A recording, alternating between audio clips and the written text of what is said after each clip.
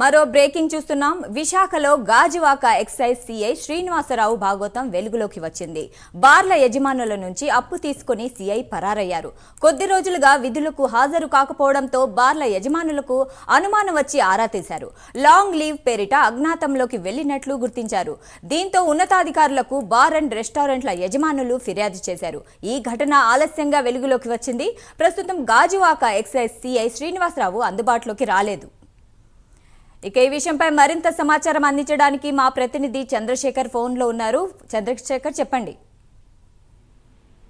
సాహిదా, చూసుకుంటే కంచే చేను వేసింది అనే చందాన ఏదైతే గాజువాక ప్రొఫెషనల్ ఎక్సైజ్ కి సంబంధించినటువంటి విభాగం సర్కిల్ ఇన్స్పెక్టర్ ఒక సిఏ హోదాలో ఉన్నటువంటి వ్యక్తి గాజువాక ప్రాంతంలో ఉన్నటువంటి బార్ అండ్ రెస్టారెంట్లకు సంబంధించినటువంటి యజమానుల నుంచి అప్పుల రూపంలో లక్షల రూపాయలు వసూలు చేసినటువంటి ఘటన ఏదైతే ఉందో ఆ ఘటన అయితే స్థానికంగానే తెరపైకి వచ్చినటువంటి పరిస్థితి కనిపిస్తుంది. అయితే గత కొద్ది రోజులుగా కూడా ఆయన విధులకు హాజరు కాకపోవడంతో అనుమానం వచ్చినటువంటి బార్ అండ్ రెస్టారెంట్ కు సంబంధించినటువంటి యజమానులు అక్కడికి వెళ్లి తనిఖీ చేయగా అక్కడి నుంచి ప్రస్తుతమైన ఆయన అజ్ఞాతంలో ఉన్నట్లు కూడా వారికైతే సమాచారం వచ్చింది. సమాచారం వచ్చినటువంటి నేపథ్యంలో వారంతా కూడా ఉన్నతాధికారులకు కూడా ఫిర్యాదు చేసినటువంటి పరిస్థితి ఉంది. ప్రధానంగా చూసుకుంటే ఏదైతే గాజువాక ఎక్సైజ్ డిపార్ట్మెంట్ కి సంబంధించినటువంటి పోలీస్ స్టేషన్ లో విధులు నిర్వహిస్తున్నటువంటి సిహెచ్ నాగ శ్రీనివాసరావు అనేటటువంటి సిఐ గత కొంతకాలంగా కూడా వీరి వద్ద పెద్ద ఎత్తున కూడా అప్పులు చేసినట్టు కూడా తెలుస్తుంది. ఈ నేపథ్యంలో లక్షలాది రూపాయలు వసూలు చేసినటువంటి ఆయన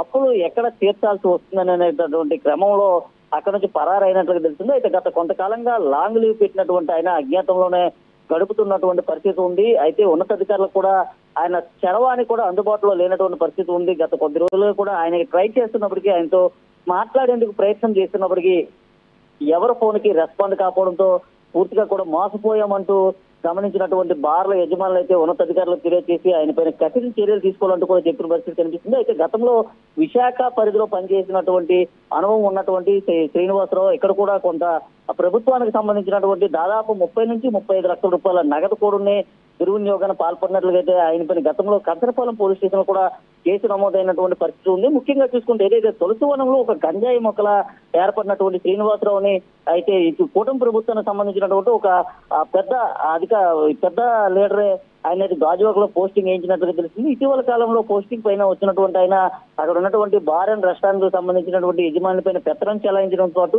వారందరినీ బెదిరించినటువంటి క్రమంలో ఆయనకైతే పెద్ద ఎత్తున కూడా అప్పులైతే ఇచ్చిన పరిస్థితి కనిపిస్తుంది. ఈ నేపథ్యంలో పెద్ద ఎత్తున కూడా నగదు వసూలు చేసినటువంటి శ్రీనివాసరావు ప్రస్తుతం అయితే పరారులో ఉన్నట్లుగా తెలిసింది. అయితే ఇటు అధికారులను కూడా దానికి సంబంధించినటువంటి దానిపైన విచారించగా కూడా ప్రస్తుతం కొంతకాలంగా ఆయన లాంగ్ లీవ్ లో ఉన్నారంటూ కూడా చెప్పుకొచ్చిన పరిస్థితి కనిపిస్తుంది. నేపథ్యంలో బాధితులందరూ కూడా లబోదిబోమవుతున్నటువంటి పరిస్థితి కనిపిస్తుంది. అయితే ఇటువంటి కంచే చేను వేసిందనే రూపంలో ఉన్నటువంటి ఇలాంటి అధికారిపైన కఠిన చర్యలు తీసుకోవాలంటూ బార్ అండ్ రెస్టారెంట్లకు సంబంధించినటువంటి యజమానులంతా కూడా కోరుతున్న పరిస్థితి ఉంది. ఇలాంటి వ్యక్తి పైన కఠిన చర్యలు తీసుకోవడం పాటు సదరు శ్రీనివాస్ కు సంబంధించినటువంటి దానిపైన కూడా దర్యాప్తు చేయాలని వారంతా కోరుతున్న పరిస్థితి అయితే కనిపిస్తుంది. సాయిగా, థ్యాంక్ యూ చంద్రశేఖర్.